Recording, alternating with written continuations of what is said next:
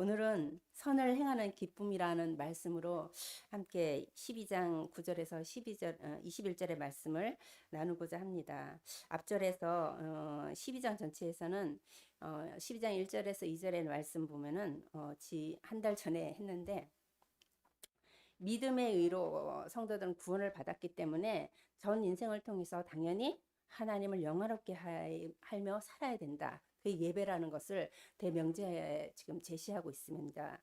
그리고 3절에서 8절에 이제 보면은 그렇게 하나님을 영화롭게 하기 위해서 부르받은 성도가 또 해야 될 것은 공동체 교회를 섬기는데 이 실천하는 그 성도의 의미를 제시합니다. 그 가운데서 각자에게 어느 누구도 빠지지 않고 각양각색으로 다양한 은사를 주셨는데, 그 은사는 크고 작고가 아니라 하나님이 하나님의 것을 이루어가는데 주신 거라는 거예요. 그래서 그것을 너무 크게 받았다고 의기양양해서 스스로 지혜인 척 하지도 못하고 나는 아무것도 못하는 존재라고 낙심할 것도 없이, 모두 하나님이 각자 있는 그 자리에서 하나님이 일을 하고 있기 때문에 그 은혜로 믿음의 분량대로 하나님께 쓰면서, 그것은 우리의 믿음을 성장하는 것과 함께 하나님의 이 공동체를 이뤄가는데 너무나 소중하게 주시는 은사라고 얘기를 하셨어요. 그래서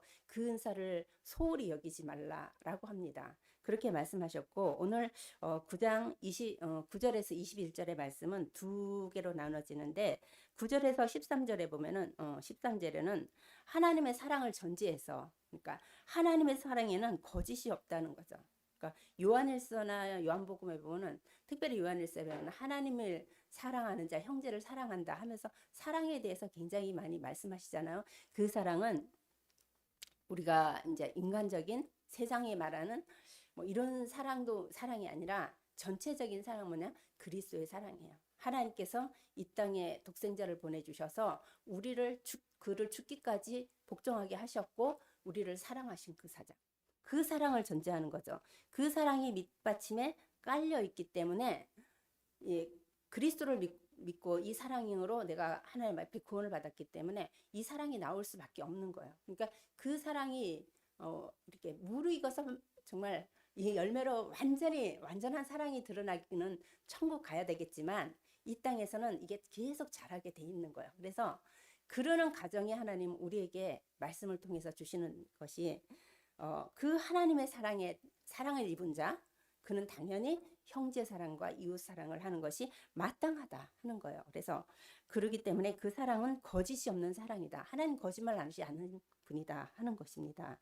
그리고 14절에서 21절, 그러니까 13절까지의 그 형제 사랑과 이 사랑은 공동체에서, 믿음의 사랑, 성도가 이루어지는 이 공동체에서 이루어지는 사랑이라고 형성되는 거라고 하면은, 14절에서 21절은 세상에 나가서, 그러니까 우리가 늘 이렇게 교회 안에서만 사는 존재가 아니잖아요. 우리가 계속 믿음의 사람들과 공유하는 자만 아니라 세상에 나가서 또 불신자들과 또 많은 것들을 이렇게 육신으로 공유를 해야 되는데, 그 가운데 살 때도 그들에게 오는 그 핍박이나, 이게 원수라고 이렇게 말했는데, 그 원수에 대해서 하나님을 대적하는 자, 우리의 복음을 대적하는 이 원수에 대해서도 성도로서 포용력 있는 자세를 반드시 취해야 한다. 는 거예요. 근데 이 전체를 봤을 때 그리스도께서 이 모습을 이 땅에 오셔서 다 보여주셨어요. 다 보여주셨고, 이제 어느 정도 갔을 때 믿음이 성장하면서 이게 그리스도의 그러니까 그리스도의 그 향기, 그리스도의 삶, 성도로서 이것이 하나하나 나오게 되는 것, 성숙한 삶이 나오는 거죠. 그러니까 처음부터 이렇게 완전한 것이 아니라 믿음이 성장하고 믿음이 무르익으며 복음을 들은 만큼 이것들이 나오게 돼 있다는 거예요. 그래서 금방 되는 것이 아니고 정말 한 번에 이루어지는 것도 아니고, 그거는 이렇게 되기까지, 이런 삶을 사는 과정에 이루어지는 것은 자꾸 내가 부서지는 것 같습니다. 제가 이 말씀을 이렇게 준비하면서 느낀 게, 엄청 뭐랄까, 이런 말을 내가 여기서 할 수 있을까? 이 말씀대로 내가 이걸 할 수 있을까? 이런 생각을 했는데 저는 못하죠. 왜냐면은 완전한 저는 이렇게 될 수 있는 존재가 아니기 때문에 죄인의 습성을 가졌고 육체를 가졌고 하나님의 은혜로 붙들지 않으면은 내 속에서 나오는 건 다 악이고 이게 악한 습성이고 독이고 이런데 은혜로만 이 말씀이 듣고 말씀을 봤을 때 내가 비춰질 뿐만 아니라 하나님이 원하는 삶이 하나님이 나에게 나를 믿음의 사람으로 거룩한 자로 만들어가는 과정에 꼭 필요해서 꼭 해야 되기 때문에 하나님 허락하신 거구나 하는 것을 느낍니다. 그래서 9절에 보면은요. 사랑에는 거짓이 없나니 악을 미워하고 선에 속하라. 그쵸? 하나님의 사랑은 온전한 사랑이에요. 거짓이 없는 사랑이에요. 이 사랑은 세상의 무엇과도 부모가 아기를 낳는데 그 아기를 너무 사랑하잖아요. 그런데도 키우다 보면은 자기에게 좀 힘들고 어려울 때는 이게 또 싫을 때가 있잖아요. 싫어서 싫은 게 아니라 이 감정적인 거 나오는데 이 하나님은 그렇지 않다는 거예요. 우리가 하나님이 우리를 구원하셨고 우리와 함께 계시고 우리를 이끌어 가신 과정에 너무나 많은 것이 이스라엘 백성이 가나안에서 행한 그 모습을 보거나 우리가 믿음 안에서 하나님 앞에 서는 모습을 봤을 때도 이루 말할 수 없이 인간적으로 봤을 때는 버려도 수백 번을 버릴 수밖에 없는 이런 악습과 태도와 습관을 갖고 있는데도 하나님은 끝없이 우리를 자녀를 하나님이 붙들고 계셔요. 그래서 이 하나님의 사랑은 자녀가 여인이 자기의 자식을 버릴지라도 나는 그를 버리지 않는다 하면서 한 말씀대로 그 사랑을 말합니다. 하나님의 사랑은 거짓이 없고 완전하고 완벽하고 온전하고 정말 풋풋한 사랑이에요. 그 사랑이 거짓이 없기 때문에 너희는 어떻게 하냐? 악을 미워하고 선에 속하라. 악은요, 하나님을 대적하는 것이고 하나님을 부인하는 것이고 하나님의 것에 순종하지 못하는 게 악이에요. 선은 그 반면에 뭐요? 이 땅에서는 하나도 없어요. 선하다고 할 수 있는 것은 아무것도 없다는 거예요. 하나도 없어요. 진짜 일도 없어요. 그랬는데 그 선은 온전히 하나님만 선하신 분이다. 예수님도 그렇게 말씀하셨잖아요. 육신을 입고 온 예수님도 하나님만 선하신 분이다. 그래서 그 선에 속하라 하니까 그 안에 들어가라는 거예요. 그 선에 속할 수 있는 방법은 믿음 안에 들어가는 것밖에 없고 그 믿음에 순종하는 길이고 믿음을 잡고자 하는 것이고 믿음을 따르고자 하는 이것이 이게 선이라는 거예요. 그에 속하라 하고 하나님 말씀하십니다. 그러겠으면 그 가운데서 형제 사랑하며 서로 우애하고 존경하기를 서로 먼저 하라. 그러니까 사랑하고 존귀 여기고 존경한다는 것은 우리가 봤을 때 여러분도 봤을 때 저 사람이 나보다 뭐 진짜 너무 내가 동경할 만큼 정말 이렇게 배경이나 지식이나 뭐 이 하는 행동 인품이나 또 주변을 이렇게 아우르는 거나 봤을 때 참 존경하고 싶다는 말을 하잖아요. 세상에도. 그렇지만 이 형제 역시도 그 사랑을 전제로 한 우리 모든 성도들, 이 믿음의 동력자들, 하나님 안에 있는 백성들, 형제 사랑이기를 서로 우애하고 존경하라. 내 형제를, 내 가족을, 또 내 자녀를 사랑하고 이거는요, 당연히 해요. 그리고 나를 좋아하고 나를 선대해주고 하는 사람은 당연히 내가 이렇게 한다니까요. 그게 아니라 그렇지 않을지라도 우리는 이걸 하라는 거예요. 사랑하는 사람을 사랑하는 건 당연해요.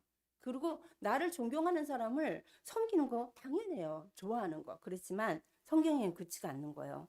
형제 사랑하고 우애하며 존경하기 위해서 서로 먼저 하라. 먼저 손 내밀으라는 거예요.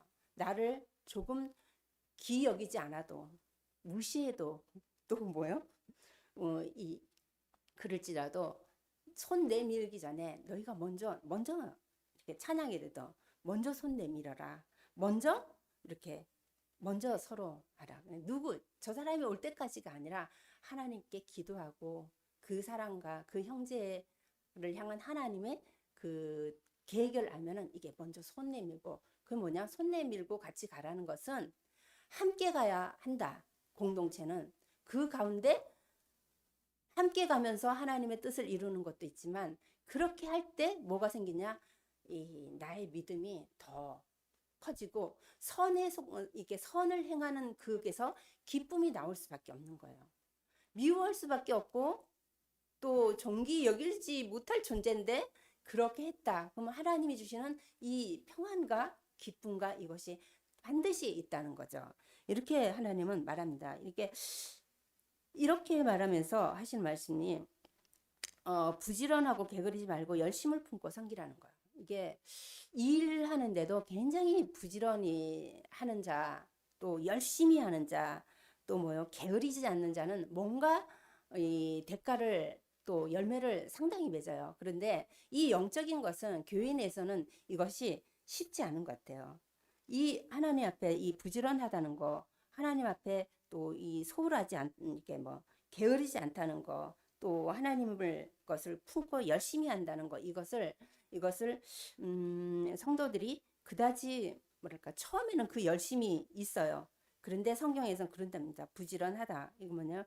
바울은 여기서 하나님은 그러니까 성도를 이렇게 교회 내에서나 믿음 생활 속에서 주님을 섬기는데 하나님을 섬기는 데 있어서 특별히 근명성을 강조하면서 그 신앙생활에 나태하지 않기 위해서 나태하지 않도록 경계하기 위해서 주신 말씀이에요. 우리는 어느 정도 가면은 나태해져요. 보통 성도들이 처음 믿을 때는 아주 열심히 해요. 아주 막 열심이고 또 막 이렇게 열심 특심을 하지만 어느 정도 시간이 흐르고 연륜이 쌓이면은 약간 뭐요? 하나님을 향한 또 주님을 섬기는 그 첫사랑의 이 마음을 잊어버릴 때가 상당히 많은 것 같아요.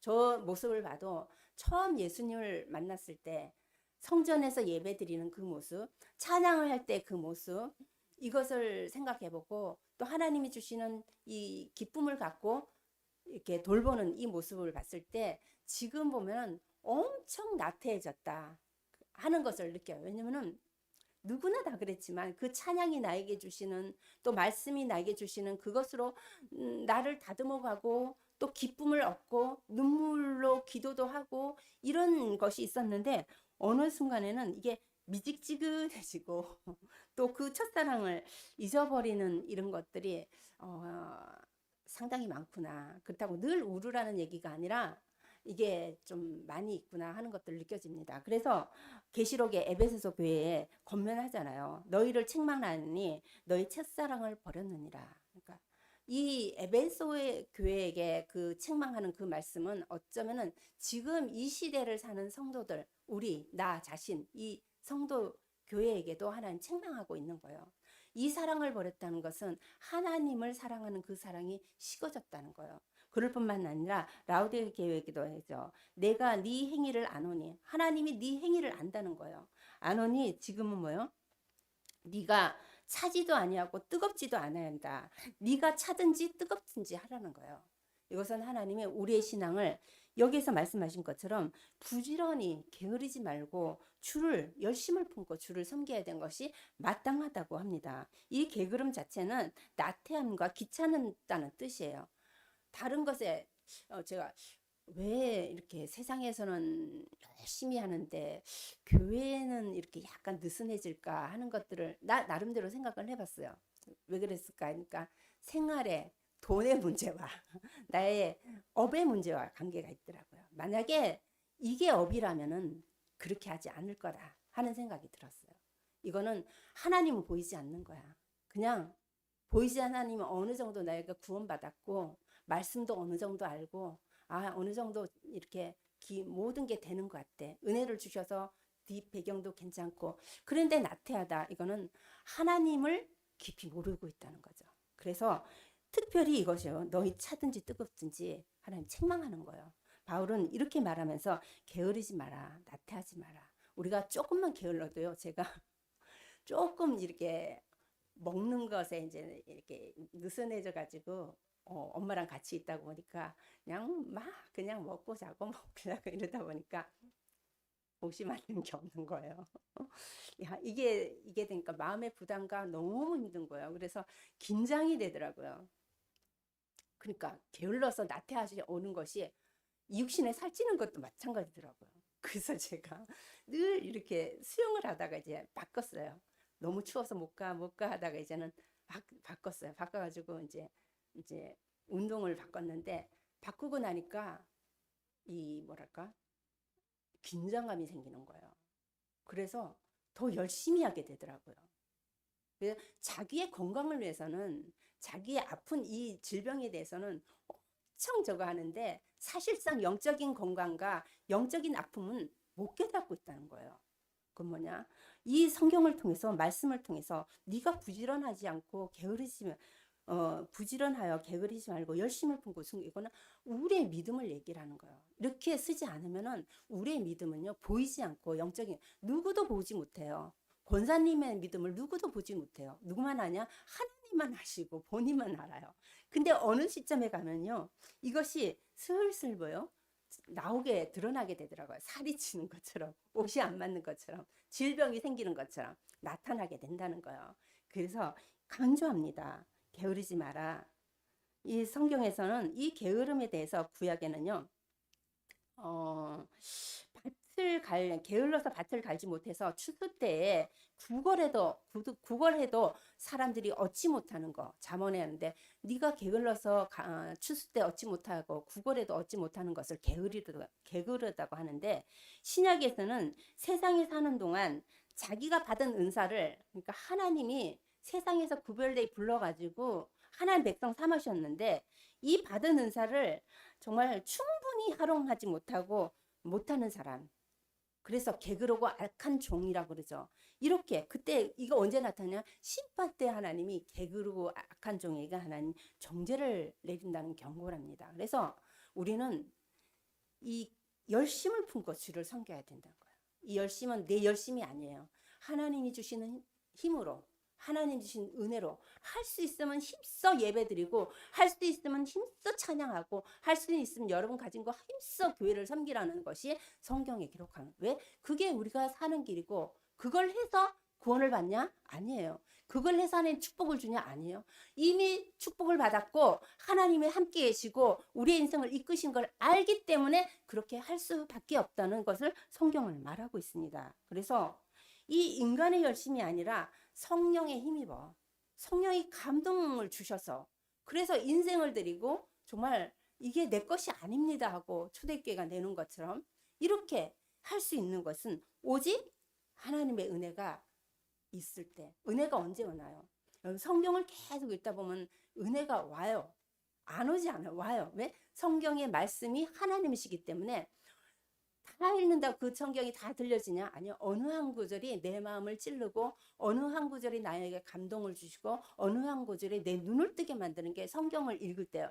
그때 하나님은 정말 하나님과 짧은 말씀이지만 하나님 주신 힘이 있기 때문에 그것으로 대잡아서 기도하게 되고 성전의 뭉지방을 발을 옮길 수 있게 되고 예배를 위해서 정말 영혼을 위해서 기도할 수 있는 힘이 나온답니다. 그게 어디냐? 열심을 나와야 돼요. 힘써 해야 돼요. 그래 하나님이 나를 이끌어 주셔. 성령이 나를 감동시켜줘야지 내가 해. 아니라니까요. 해야 된다니까요. 강구하고 기도하고 말씀 보고 하나님의 것을 위의 것을 사모하는 마음이 있어야 되는 거예요. 그게 없으면 절대로 이루어지지 않는 게 이거예요. 그래서 바울은 부지런히 게으르지 말고 열심을 품고 주를 섬기자. 누구에게 말합니까? 성도에게 말합니다. 이거는 불신자가 알아들을 수도 없고 연약한 자들이 알아들을 수 없어요. 성도에게 지금 믿음 가진 하나님의 백성이라고 구원받은 자라고 생각하는 그들에게 말씀하고 있습니다. 이러면서 하나님을 섬김에서 충성되이 섬기라고 말씀하십니다. 그래서 말씀 13절에 이렇게 할 때 그렇게 섬긴 가운데도 이 땅에서 얻는 것이 없을 수도 우리가 계산하는 우리가 우리의 생각과 다르게 일하는 하나님이시잖아요. 하나님은 하나님의 방법으로 하신데 그러면서 점점 뭐요? 우리의 것을 내려놓을 뿐만 아니라 하나님을 바라보면서 그 바라봄에 소망 중에 즐거워하고 환난 중에 참으며 기도에 항상 힘쓴다는 거. 이 초대교회 로마 시대 로마 이 편지할 이 당시에는 굉장히 그러니까 믿음으로부터 오는 환난이 예수를 믿는 믿음 때문에 받는 환난이 너무 컸던 거예요. 이 고통이 장난 아니었던 거예요. 예배를 우리처럼 이렇게 순조롭게 드리거나 성경을 그냥 자유롭게 읽거나 기도를 자유롭게 하나님께 부르짖을 그런 환경이 아니었어요. 그런 환경이 아닌 그 척박하고 정말 생명을 내놓는 그 환경 속에서 하나님께 이렇게 기도할 뿐만 아니라 하나님 이 소망을 여기선 소망을 땅에선 소망을 찾을 없으니까 하늘의 소망을 둔 거예요. 곧 있으면 하나님 만날 수 있는 그 소망을 말씀하니까 이것은 소망 중에 즐거워하라. 그래서 이 말씀은 종말론적인 의미를 지닌 거예요. 그러니까 소망 중에 즐거워라. 새하늘과 새 땅에서 즐기는 그 기쁨과 즐거움으로 가득 차라는 뜻입니다. 이제 정말 하늘에서는 그 주시는 하나님의 기쁨이 그 즐거움이 얼마나 큰지 이 땅에서와 육체의 삶과 육체와 아무 상관없이 하나님과 영화롭게 사는 그 삶을 그것을 말하는 거죠. 그래서 우리가 이 땅에 사는 이 땅 그냥 세상에서는 죄와 하나님의 진노 아래 있기 때문에 인간의 참된 소망을 이 땅에선 찾아 누릴 수가 없는 거예요. 오직 우리는 예수 그리스도를 통해서 구원받은 구원의 소망을 정말 그 구원된 참된 소망을 즐길 수 있는 또 영생을 얻은 이 그리스도의 소망, 그러니까 이 소망은 소망의 근본, 소망의 그 본체는 근원은 누구시냐? 예수 그리스도예요. 예수 그리스도를 믿고 예수 그리스도를 따르고 예수 그리스도가 주시는 이 말씀을 통해서 그러니까 나는 지금 안 돼. 잘 믿어지지 않아. 하지만 이 말씀을 그리스도 안에서 믿어질 수 있도록 하나님 나에게 그 은혜를 달라고 간구했을 때 그랬을 때 오는 이 평안과 기쁨과 소망, 그 안심 이것들이 임하는 거죠. 그러니까 가보지는 않았지만 지금 임한 이 세상에 주지 않는 그 평강 그것이 그리스도 안에서 하나님께서 주시는 겁니다. 그래서 예수 그리스도를 믿는 성도들은 이 세상이 정말 특별히 알지 못하는 소망과 즐거움이 우리 성도들에게 허락하셨어요. 그래서 어떤 핍박이 와도 어떤 고난이 와도 어떤 고통이 와도 그 기쁨을 잃지 않고 하나님을 찬송할 수 있는 자가 될 수 있도록 하나님은 계속 우리에게 이 말씀으로 또 복음으로 우리를 계속 성장시켜 나갑니다. 지금 우리에게 오는 우린 핍박을 너무 안 받아요. 근데 여기에서 핍박이를 받는다, 고통을 받는다 이것은 생활의 문제 때문이 아니에요.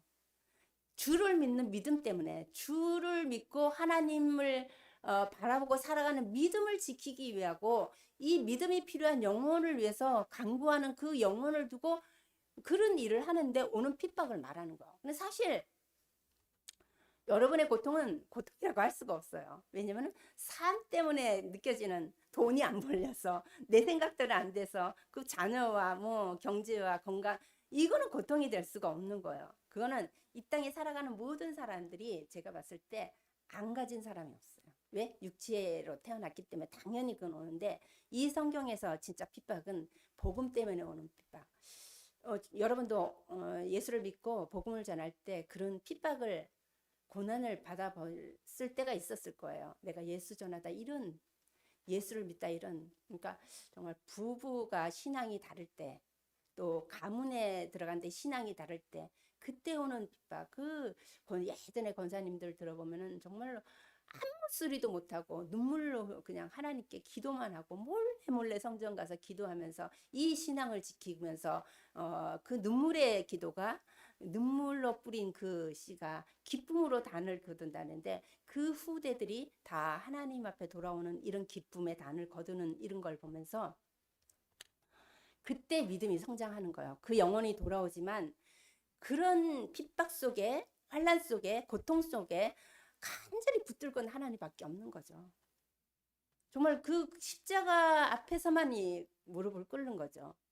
그래서 오는 그 믿음의 성장은 정말 잘하는 그 믿음이죠. 그 믿음의 성장과 그 하나님과 교제 시간이 그 고통이 없었는 게 아니에요. 그 고통이 있는데도 그걸 능히 이길 수 있고 능히 헤쳐나올 수 있는 그리고 내가 헤쳐나온 게 아니라 어느 순간 지나가고 없는 거예요. 왜냐면 그 핍박의 고통보다는 하나님이 주시는 애가 너무 더 크거든 거죠. 그 환란의 그 어려움보다는 하나님이 주시는 그 은혜가 평강과 소망을 기쁨으로 주시는 그 은혜가 더 컸기 때문에 그거 있었는데도 느끼지 못하는 게 이게. 그래서 지금 우리가 겪는 뭐 환란이나 고통이나 문제다, 여러분 그거는 환란이라고 할 수가 없어요. 제 부모님께서 그래 이건 환란이라고 할 수 없대요. 어쩌면은 내가 뿌린 씨예요. 내가 그렇게 살았기 때문에 그 결과가 건강 위에 그냥 그렇게 살았고 너무 이렇게 막 했기 때문에 오는 거고, 뭐 그런 거죠. 경제 저 사람 외부하고 있으니까 똑같이 뭔가가 다르게 있기 때문에 온 거예요. 가난도 마찬가지인 것 같아요. 그러니까 하나님의 계획도 있고 영혼 구원을 위해서 나의 믿음의 성장을 위해서 있고, 또 하나님이 또 나의 이 삶에도 방식이 있었기 때문에 그 자기의 이 열매가 온 거죠. 그것으로는 핍박을 성경은 말하는 것이 아니라는 거죠. 그래서 이것에 대해서 그래서 우리는 소망 중에 즐거워하고 환난 중에 기도하며 항상 기뻐하라. 이거는 영혼 기도를 두고 기도할 때, 기도하는데 막 핍박하잖아요. 무슨 기도를 그렇게 하냐 뭐 어쩌고 저쩌고 할 때, 그럴 때만 진짜 아는 자는, 소망을 아는 자, 그 하나님의 그 영혼을 가슴에 품은 자는 그냥 묵묵히 자기 소리 내지 않고 묵묵히 기도하는 이 기도로, 이것을 말하는 거죠. 그래서 그럴 뿐만 아니라 이 성도의 삶 중에 덕목 중에 하나가 또 뭐냐, 성도들이 쓸 것을 공급하며 손대접하기를 힘쓰라. 그러니까 이 성도는 서로 이렇게 쓸 것을 공급하라고 합니다. 그러니까 말씀의 이 배경 자체가 초대교회 로마 시대는 진짜 어렵게 힘들어가지고 곳곳마다 모인 이 장소만이 아니라 곳곳에 흩어진 성도들 돌보는 거예요. 곳곳에 흩어진 성도들이 지금 먹고나 살고 있을까? 지금 삶이 어떨까? 그들의 생활이 어떨까? 계속 돌보는 거죠. 그래서 없을 때 이렇게 공급해 주는 거예요. 예전에 보면 그냥 지금은 그런 게 좀 식었지만, 목사님이 생활은 어떠신가? 쌀은 있나? 뭐 아이들은 어떻게나 하면 막 이렇게 돌보는 그 세대가, 제가 한 10년 전에 이 세대들은 그랬던 것 같아요. 그래서 늘 차에다가 뭘 실어 다니면서 갖다 드리고 막 이런 것들을 봤는데, 성도들도 마찬가지인 거예요. 지금 우리도 넉넉한 것 같지만 사실 주변에 보면은 넉넉하지 못하고 어렵게 살고, 또 그 가운데서 하나님 앞에 온전히 섬기고 하는 성도들이 있습니다. 돌보라는 거. 이게 덕목이에요. 그게 뭐냐? 그렇게 선을 행할 때, 그 하나님의 말씀의 순종을 따라서 갈 때, 그 주시는, 그 행하는 기쁨, 그것을 하나님 받으신다. 하나님은 우리의 드리는 영적 예배도 기뻐 받으시지만 성도의 삶을 통해서 이 선을 행하는 기쁨 받으시는 거예요. 이게 두 가지가 같이 가는 거예요.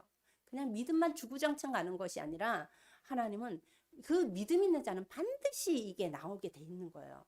돌보고 기도하고 마음 쓰고, 그러니까 내가 안 먹어도 좀 이렇게 돌볼 수 있는 이런 믿음의 이 덕목을 쌓아라, 이거 말합니다. 그리고 손대접하기를 힘쓰라고 말합니다. 지금은 손님을 대접할 때 밖에서 다 이렇게 대접을 하지만, 이때는 왜냐면 나그네 삶을 사는 사람들이 많았기 때문이죠. 이 나그네를 하나님은 대접하는 것을 굉장히 성경의 곳곳마다 굉장히 복을 주셨고 하나님 기뻐하셨어요. 그래서 초대교회 성도들이 핍박 가운데 있을 때 그들이 생활할 수 없는 이 나그네 생활을 하잖아요. 많은 사람들이. 그랬듯이 우리 역시도 집이 있고 뭐 갈 곳이 없는 것이나 다 있어요. 그렇지만 이 땅은 우리가 사는데 완전한 내 집이 아니라는 것이에요. 우리 모두는 다 나그네 삶을 이 땅에서 살고 있다는 것을 기억해야 된다는 거예요. 그래서 이 땅에 우리는 나그네 삶을 살고 있기 때문에 모든 성도 한 사람 한 사람이 한 과적이고 모두 나그네라는 사실. 그래서 히브리서 11장 13절에도 서로 손으로 손님으로 여기고 서로 돌보라는 거야. 서로 돌보라는 거. 서로 한 주간 잘 어떻게 지냈는지, 어떻게 가정은 어땠는지 돌보는 거죠. 이렇게 돌보면서, 그러면서 나그네를 대접할 때 환대하고 또 주님을 대접하듯이 하는 거. 아브라함이 그렇게 대접을 했잖아요. 성경의 많은 사람들이 형제를 사랑하고 계속, 히브리서 13장에 보면은 13장 1절에서 2절에 보면 이렇게 말씀합니다. 형제 사랑하기를 계속하고 계속 끊기지 않는 거예요. 어느 정도에서 잊어버리는 게 아니에요. 그거는 기도를 하다가 보면 계속 나오잖아요. 성숙된 기도 속에. 그래서 형제 사랑하기를 계속하고 손 대접하기를 잊지 말라. 손님 대접하기를. 부재 중에 이로써 부재 중에 천사를 대접한 이들이 있느니라 라고 말합니다. 언제 그러니까 내가 대접하고 싶은 사람만 대접하는 게 아니에요. 하나님은 대접. 그러니까 우리 뭐 오면은 이렇게 고치러 오거나 뭘 교환하러 오거나 집에 손님 들어오잖아요. 그럼 그냥 보내지 않잖아요.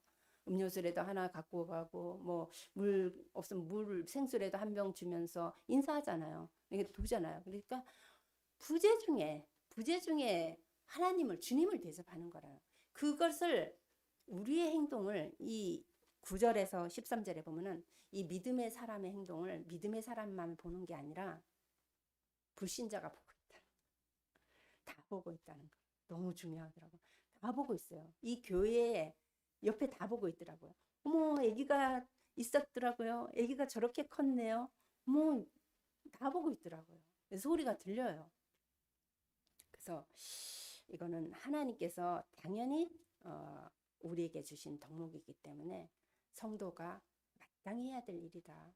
내 형제 대접하는 거, 내가 좋아하는 사람 대접하는 거, 친척 대접하는 거 다 있어. 어떤 사람 그러잖아요. 나는 잘 먹는데 대접할 때는 그냥 허술하게 대접하는 거. 그거 아니에요. 진짜 나는 허술하게 먹어도 대접은 온전히 하는 거예요. 이게 바른 거예요. 그게 불신자든 성도든 내게 하나님께 보내진 성도는 우리가 안산에서 이렇게 가족들이 오잖아요. 1년에 한 번이에요. 대접할 때 하나님을 섬기듯이 온전히 허리를 힘면서 하는 거예요. 그게 언제 매일 하는 거 아니잖아요. 1년에 한 번이라니까요. 매일 내가 식사를 대접하고 이것도 아닌데 근데 내가 가족을 대접하거나 형제를 대접하거나 내가 좋아하는 사람을 대접할 때 그것도 당연히 하지만 특별히 대접하기나 누구를 이렇게 두지 말고 정말 여러분 많이 먹는 거 줄이잖아요. 줄였다가 대접할 때 온전히 잘 섬기시기 바랍니다. 며칠 전에 이제 전사님들을 만났는데 하시는 말, 우리 교회 아니고 다른 전사님 저희 지금 토요일 날 교회 김장하러 가요. 그래. 많이 안 돼. 그래서 그래 힘 있을 때 힘껏 해라. 허리 부러지도록 교회를 섬겨봐라. 그렇게 얘기를 했어요. 진짜예요. 진짜 허리 휘도록 한번 섬겨보세요. 언제? 천국 갈 때까지. 그게 주시는 하나님이 우리 그 행하는 삶을 통해서 내게 주시는 믿음과 또 나를 바라보게 하고 성장하게 하는 게 엄청입니다. 여러분. 그래서 세상에서 성도가 행하는 이 선의 기쁨은 왜냐 주는 것이 받는 것보다 기쁘다 하잖아요.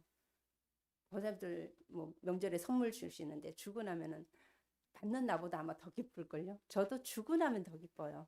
네, 주는 기쁨이 큰 거, 이거 아주 중요한 것 같습니다. 그래서 예수 그리스도를 보내주시고 우리를 생명을 구원하시고 우리 생명 얻은 우리가 하나님을 찬양하고 하나님께 예배드리는 하나님께 감사하고 하나님만 바라보는 존재로 성장해 있는 이 모습을 하나님이 봤을 때 내 독생자 아들을 보내서 저가 생명을 얻어서 온전한 믿음의 성장이 있는 그걸 하나님께서 보실 때 얼마나 기쁘겠습니까? 그와 마찬가지예요. 이 땅의 모든 것은 하나님이 깨달음으로 주셨어요. 그게 부부든 자녀든 불신자든 자연이든 먹는 거든 아픈 거든 모든 것은 그 섭리 속에서 하나님을 깨달으라고 하나님을 바라보라고 하나님 주셨다는 것이죠. 그래서 그러면서 14절에서부터 19절까지는 말씀이 그겁니다. 이 믿음의 사람이 세상을 살아가는데 만만치 않다는 거예요. 박해하는 자가 틀림없이 있을 거라는 건데 이 속에서 너희를 박해하는 자를 축복하라. 축복하고 저주하지 말라. 이게 진짜 축복할 수 있나요? 절대 없어요. 축복이라는 것은 내가 이제 축복할 수 있는 존재의 축복인데 나를 박해하고 나를 미워하고 나를 저주하는 자를 어떻게 축복합니까? 그런데 하나님은 하라는 거예요. 그래서 핍박받는 것은 그들이 우리를 이제 세상이 핍박하는 것은 너를 핍박하는 것이 아니라 예수님은 나를 미워하는 것이다라고 말씀하시잖아요. 그랬듯이 하나님과 원수된 자기들이기 때문에 당연히 오는 거죠. 여기서 핍박은 잘해서 오는 핍박이 아니라 복음을 전했을 때 복음으로 사는 우리 모습이 너무 싫어요. 교회 가는 모습도 싫고 하나님 얘기하는 것도 싫고 기도하는 꼴도 보기 싫고 이렇게 한답니다. 그러니까 영적인 상황이 다르기 때문에 당연히 오는 거죠. 그렇지만 그들을 저주하지 말라. 왜? 이 저주라는 것은 내가 할 수 있는 부분이 아니에요. 그 저주의 주권자는 하나님이신 거예요. 우리는 저주할 수 있는 존재가 아니에요. 우리가 구원받기 전에도 우리는 이와 같이 핍박하는 자들이었기 때문에 예전에 과거에 구원받지 못한 나의 모습도 똑같은 모습이었어요. 그래서 우리가 할 부분이 아니다. 그러면서 즐거워하는 자들과 함께 즐거워하고 우는 자들과 함께 울라 또 말합니다. 내가 너무 즐거운데 내가 슬퍼. 너무 슬퍼. 막 뭐 어쩌다 정말 막 사업에 완전히 실패했고 자녀들이 완전히 그냥 망했고 정말 욕과 같은 그런 상황이야. 그런데 형제가 너무 기쁜 일이 있는 거야. 그런데 기뻐하라. 함께 즐거워하라는 거야. 그리고 또 뭐요? 함께 즐거워해야 된다고 하시는 거야. 그리고 또 뭐요? 내가 너무 즐거워. 너무 행복해. 너무 행복한데 저 형제가 너무 아픔에 처했어. 그런데 여기서 그 아픔을 하는데 진심으로 같은 마음으로 슬퍼하고 같은 마음으로 정말 애도해 줄 수 있는 그런 마음을 품으라고 말씀하시는 것입니다. 근데 이것 또한 우리의 힘으로 할 수 없어요. 인간은 이 마음이 이 겉으로 나오게 됐어요. 눈으로 나오든지 입으로 나오든지 행동으로 나온다니까. 이 마음에 품은 것이 눈빛으로 나온다니까요. 마음에 악독을 품었어. 그럼요, 눈빛으로 말은 좋게 하는데 나온다니까요. 그게 요즘 많이 보여요. 이렇게 보이잖아요. 그런데 이렇게 사람이 품고 있는 것이 이게 밖으로 진짜 그 모습이 다 드러나는구나. 그래서 정말 이 안에 내가 무엇을 품고 있느냐가 너무 중요한데 내가 아무리 즐거워도 아무리 행복했고도 내 너무도 형제의 아픔 모습을 봤을 때는 이 즐거움이 다 내려지고 그와 같은 그 모습으로 함께 품어주는 거 이게 너무 중요해요. 그렇게 하라고 합니다. 그래서 또 서로 마음을 같이하여 높은 데 마음을 두지 말고 도리어 낮은 데 처하며 스스로 지혜 있는 채 하지 말. 이것 또한 뭐요? 우리는 이 시대는 자기를 드러내는 시대예요.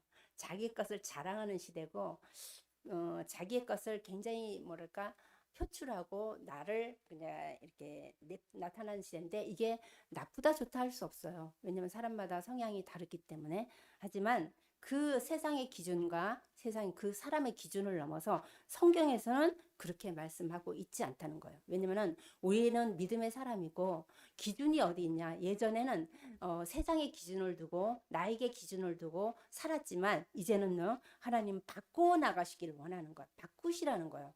바꿔야 된다라고 말합니다. 그래서 이게 마음을 같이 서로 마음을 같이 하고 높은 데 마음을 교만하지만 높은 데 마음을 둔다는 것은 교만하다는 거예요.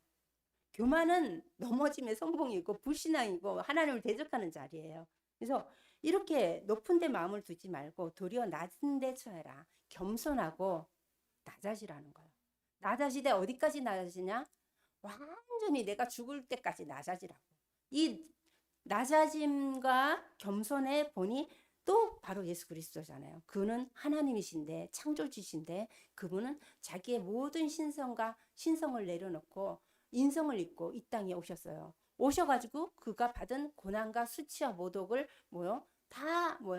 그 신성으로 저주하고 판단할 수 있었지만 그분은 그렇게 하지 않았다는 거예요. 그래서 믿음의 사람이 갈수록 그리스도를 닮아가는 삶. 그리스도 안에서 나오는 이 말씀, 그가 행하신 대로 살아가는 거. 그래서 정말 스스로 지혜 있는 책 하지 마라. 요즘은 많이 그러잖아요. 지혜가 어디서 나오냐? 어떤 친구가 예전에 중고등부 친구가 그랬잖아.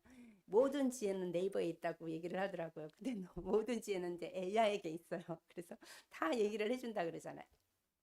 힘써 기도하라 그러는데 우리는 기도를 하는 것보다 AI를 더 믿어요. 내가 궁금할 때, 내가 답답할 때, 내가 대화 상대가 없을 때, 내가 뭔가가 뭐 외로울 때 늘 그 핸드폰에 AI를 갖고 한다고 그러잖아요. 그게 세상이에요. 그렇지만 우리는 그게 아니라 힘써 하나님 앞에 나의 온전히 나를 창조하시고 나를 주관하시고 나를 이끄시고 나의 생사기 하복의 주관자 되신 그분을 의지해야 된다는 거예요. 세상이 아무리 그렇다 할지라도 그거는 세상 기준이고 우리 성경은 그렇게 말씀하고 있답니다. 하나님 앞에 더 낮아지고 지혜는 뭐예요? 우리의 지혜를 구하는 것은 그리스도를 알아가는 지혜를 세상을 아는 지혜가 아니라 그리스도를 알아가는 지혜를 취하라고 말씀하십니다. 그래서 아무에게도 악을 악으로 갚지 말고 모든 사람에게 선한 일을 도모하라. 그러니까 악을 악을 갚는 게 이게 인간의 본성이 악해서 악행을 행하는 게 인간의 본성이에요. 악을 행했을 때 너무 기뻐요. 드라마를 봤을 때 너무 선한 사람이 너무 억울하게 당하는데 어느 날 이게 또 반전이 됐을 때 속이 막 시원한 이런 거 있잖아요. 그만큼 우리 속에 악함과 악성이 있단 말이죠. 그러니까 대리 만족과 대리 기쁨을 느끼는 거죠. 그런 존재인데 그 악을 하지 말라는 거예요. 왜요? 이 악행하는 것을 보담한 건 이게 인간의 심리지만 갚지 말라. 그러니까 되돌려 주지 마라 하고 말합니다. 구약에는 눈은 눈으로 또 때리는 자에는 때림으로 갚으라 하고 출애굽기에 말씀 규정을 지어서 말하잖아요. 근데 성도에게는 예수 그리스도가 이 땅에 오셔서 그 모든 악의 죄성을 십자가에서 담당하신 그리스도께서는 이제는요 개인적인 보복을 원하는 게 아니에요.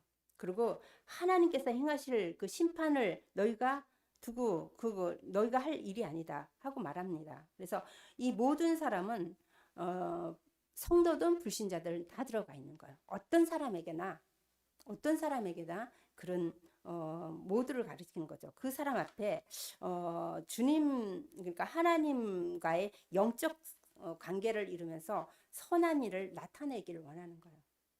기도하는 거죠.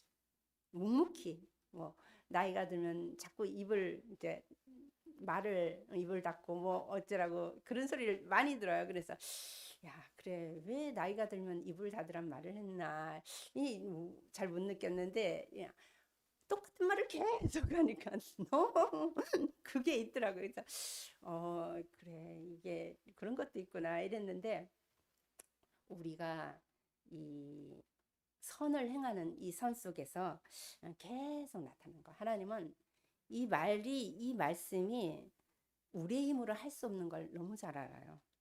할 수 있거든. 너희로 모든 사람과 더불어 화목하라 하잖아요. 여기 할 수 있거든 하는 말은요. 너희가 할 수 없는 거 알아. 너희가 이거 다 못 지키는 거 알아. 하는 말이에요. 그렇기 때문에 그러나 이런 모든 성도가 모든 사람과 합평하고 화합할 수 있는 것이 어렵다는 것을 전제하고 두신 말씀이에요. 그래서 여기 아무에게도 하지 말라. 할 수 있거든이라고 말씀을 하시는 것입니다. 그래서 화목하다. 왜냐면은 이 화목이라는 것은 우리의 힘으로 되지 않아요. 왜냐면 세상과 하나님과 원수된 자리였거든요. 원수돼서 담이 막혀 있었어요. 죄악으로 담이 막혀 있어서 하나님을 죄가 있기 때문에 만날 수도 없고 하나님도 죄인과 함께 할 수 없는 그래서 원수가 되어 있다니까요. 그런데 그리스도께서 오셔서 이 막힌 담을 합평케 하시고 열어주셨어요. 화목제물이 온전히 되어주신 거예요. 그분의 죽으심과 부활을 통해서 이 원수된 게 무너졌어요. 2000년 전에 오셔서 그 일을 하셨고 지금 이 시점에서 우리는 그걸 믿는 거예요. 그 보지도 않고 믿는 그 믿음 하나로 하나님은 우리를 의롭게 여기시고 원수가 아니라 자녀로 백성으로 또 장자로 하나님이 이끌고 가고 계시는 거예요. 그런데 그렇게 신분은 바뀌었지만 아직 우리 속에 남아있는 육체 속에 남아있는 죄성과 악함이 있는 걸 알기 때문에 할 수 있거든 하고 전제를 붙이는 거예요. 할 수 있거든. 그러니까 해라. 이런 거죠. 그래서 모든 사람과 함께 더불어 화목하라. 좋은 사람과 이렇게 모임, 동아리 모임 있잖아요. 좋은 사람과 내가 원하는가 뭐 이런 것만 있지만 그거 있대요. 그런데 교회 내에서나 밖에 내에서나 이 사회성과 이게 화목하는 거, 화목의 직책을 주셨고 그리스도의 대사로 세우셨다고 고린도전서에도 말씀하십니다. 그래서 이렇게 하나님이 허락하셨습니다. 이 모든 것들이 정말 할 수 없다는 것을 하나님 이미 알고 계시고 또 내가 얼마나 좁은 그릇인지 나보다 하나님이 나를 더 잘 알고 계시는데도 말씀을 주셨다는 것은 이런데도 네가 이 선을 행할 수 있어? 행할 때 내가 얼마나 기쁜지 그는요 하나님을 믿는다는 거고 그분은 신뢰한다는 거고 그분 앞에 무릎을 꿇는다는 거 또 하나는요 그분이 주신 나의 십자가를 지고 가는 거예요. 그리고 그분이 내 말씀을 통해서 계속 나를 버려지게 하고 낮아지게 한다는 거죠. 갈라디아서 2장 20절이 내가 그리스도와 함께 십자가에 죽고 이제 내가 사는 것은 내 안에 그리스도께서 사신 것을 믿는 믿음 안에 사는 거라고. 우리의 삶은 온전한 믿음을 예수 그리스도를 믿는 믿음 안에 사는 것이고 또한 우리가 그 은혜로 사는 거예요. 은혜가 없이는 살 수 없는 거죠. 그뿐만 아니라 이제는요 그 원수를 능히 이렇게 화목하게 할 수 있는 뿐만 아니라 이제는 사랑하는 자들아 19절에 내 사랑하는 자들아 내가 친히 원수를 갚지 말고 하나님이 진노하심에 맡기라. 기록되었을 때 원수 갚는 것이 내게 있으니 내가 갚아주리라고 말씀하셨습니다. 어떤 원수든 어떤 문제든 내가 인간이 갚는 것이 아니라 하나님이 그러니까 온전한 재판장, 입법자 하나님이시라는 것을 우리가 성경에서 말씀하고 계십니다. 그래서 하나님은 우리는 그냥 해갈 것을 믿음으로 하나님 말씀을 순종하고 그 말씀을 내가 믿어지지 않아. 그렇지만 순종하는 거예요. 근데 순종하고 가다 보면 그 말이 이런 의미였구나 하고 깨닫게 되는 거죠. 그래서 하나님은 이렇게 말씀해요. 이 또한 우리가 구원받기 전에 우리는 이런 모습이었어요.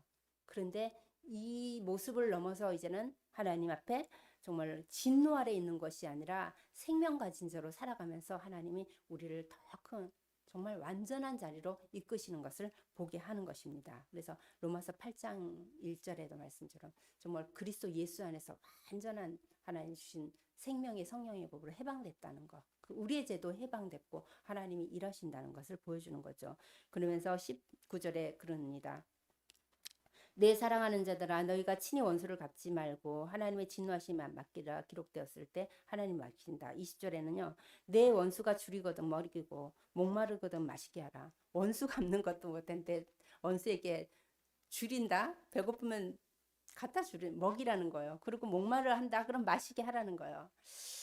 이 의미는 뭐냐면은 원수 그러니까 믿지 않는 대적하는 정말 환난과 공고 속에 빠뜨리는 믿음의 사람과 공동체를 흩뜨리는 이 원수는 지금 하나님을 모르고 있는 상태고 그 원수는 모르고 있기 때문에 이 떡이 필요하고 영혼이 그러니까 생명의 말씀이 필요하고 생수가 필요한 존재다라는 거예요. 영적인 의미죠. 그래서 어떻게 하냐면 그들에게 하나님이 주시는 이 영혼의 양식, 말씀을 듣지 못해서 오는 문제다. 저 사람이 왜 저렇게 기도하는데, 자기를 두고 기도하는데, 자기의 좋은 하나님의 구원을 두고 기도하는데 핍박을 할까? 그거는요, 하나님을 알지 못하고 말씀을 듣지 못한 상태이기 때문에 그 원수에게 계속 삶으로 또 말씀으로 기도로 그를 도우라는 것입니다. 그래서 공경에 처해 있다 할지라도 그들에게 필요한 것은 떡이 아니고 육신의 문제가 아니라 우리에게 받은 생명의 떡, 생명의 말씀이 필요한 거예요. 그래서 말씀을 계속 주는 거예요. 그리고 또 그에게 필요한 거는 생수가 필요한 거예요. 이 목마를 때 마시는 생수, 갈에서 너무 갈급해서 너무 공고해서 너무 낙심돼서 인생이 너무 안 돼서 그래서 오는 이 문제, 돈과 배경과 위치 모든 것들 갖췄다 할지라도 이 사람의 하나님과 단절된 이 부분에 오는 이 공고함, 이 허무함, 이 두려움, 그 제약된 삶, 이것을 해결할 수 있는 것은 생명의 떡밖에 없대요. 누가 줄 수 있어요? 우리 하나님께 구원받은 성도만이 그걸 줄 수 있는 거예요. 내게 주신 생명의 떡 예수 그리스도를 전달할 수 있는 것이고, 내가 먹고 살아난 그 생수를 그에게 공급할 수밖에 없는 거예요. 그 생명의 떡 생수가 뭡니까? 하나님 말씀이고 예수 그리스도고 복음이랍니다. 그것을 전달하는 것을 하나님 말씀하시는 거예요. 그래서 그가 줄이거든, 그가 목마른 것, 그러니까 영적인 상태를 보는 거죠. 저 왜 이래, 저 인간 왜 이래 하니까, 아, 저 사람 지금 고통 중에 있구나, 저 사람 지금 영혼이 지금 구원받을 시간이구나, 이게 있는 거죠. 그래서 줄이거든 먹게 하고 마시게 하라. 그러면 어떻게 되냐? 그리하면 네가 숯불을 그 머리 위에 쌓으리라. 네가 숯불을, 이 이스라엘은 숯불, 그러니까 불을 담아서 항아리에 이고 이웃집에 이제 불이 꺼진 집에 전달해 준대요. 그러니까 불을 머리에 담고 가면 얼마나 뜨겁겠습니까?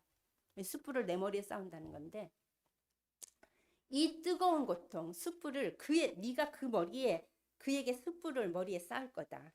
그러면서 그 뭐야?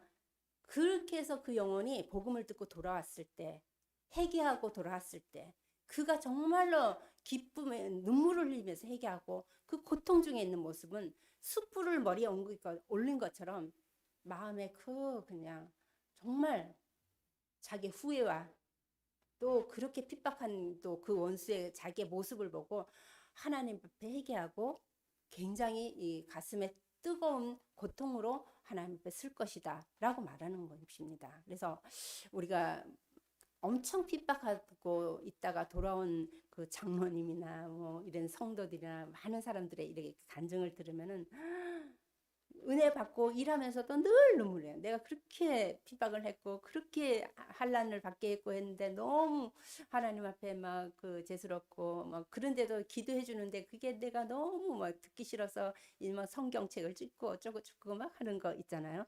그랬듯이 그 인생에 살아가면서 숯불을 머리에 올린 것처럼 고통 중에 마음의 그 괴로움으로 살 것이다 하고 말합니다. 그렇기 때문에 마지막으로 하는 말씀입니다. 너 악에게 지지 말고 선으로 악을 이기라. 악에게 지지 말고 선으로 악을 이기라 라고 말씀하십니다.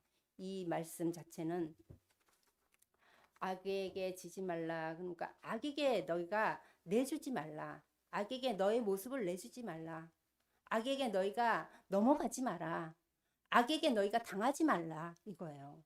악의 배경은 사단이잖아요. 그러니까 사단에게 틈을 주지 말라, 마귀에게 틈을 주지 말라라고 합니다. 그래서 악의 모든 모양이라도 버리라고 합니다. 그것은 하나님 앞에 선을 행할 수 없는 것이기 때문에 악의 모습을 갖고 악의 모양을 갖고 내가 원수 갚는 마음을 갖고 오면 뭐가 하냐면은 그 마음으로 그 원수가 갚아지는 게 아니라 내 마음이 깨지는 거예요. 이게 상하고 병드는 거죠. 영혼이 병들어. 그 순간에 하나님과 교제가 끊어지는 거예요.